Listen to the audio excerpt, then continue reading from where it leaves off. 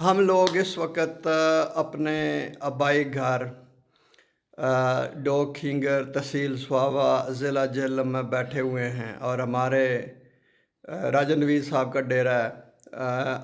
हमारे कुछ दोस्त अहबाब आए हुए हैं मिलने के लिए राजा नवीद साहब से। राजा साहब आपकी तरफ। अस्सलाम वालेकुम।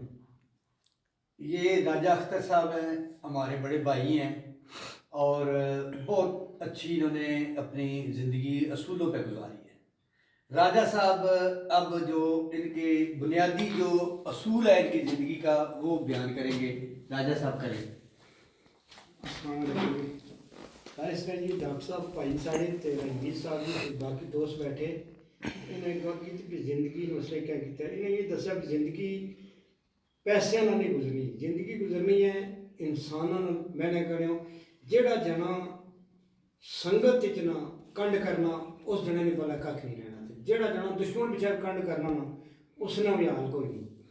दुश्मन की पहचान और सजना की पहचान, सजना ना पूरा साथ देना चाहिए जितनी की कोशिश हो। जेड़ा जना संगिया खंड कर गया समझो तबाह हो गया इस दुनिया से। इस वास्ते सारे यही देना कि किसी बंदे ना मुनाफकत नहीं करनी चाहिए, तो पूरा तामन करना चाहिए हर संगिया दोस्तों। कोई बंदा कला है उसने भी साथ दो, ये नहीं कि 10 बंदे खड़े तो सब 10 बंदे बोलने, कल्ले बंदे का साथ दो। अल्लाह ताला राजी होना तो और थाना कुछ औरत ना उन्होंने बंदा ज्यादा करना उन्होंने भी साथ दो। अल्लाह ताला हर बंदे की तफीक दे।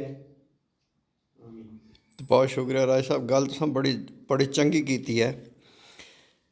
इसना जड़ा खुलासा यही है कि हमेशा यारां नाल दोस्तां नाल खलोवो, मुंडे नाल मुंडा ला के तोड़ो तोड़ साथ दियो, कंड ना दसो, नसो ना। ठीक है ना जी।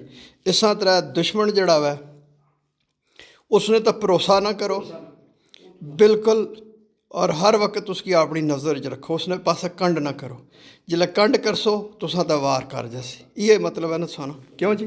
जी बिल्कुल। बहुत शुक्रिया जी, मेहरबानी।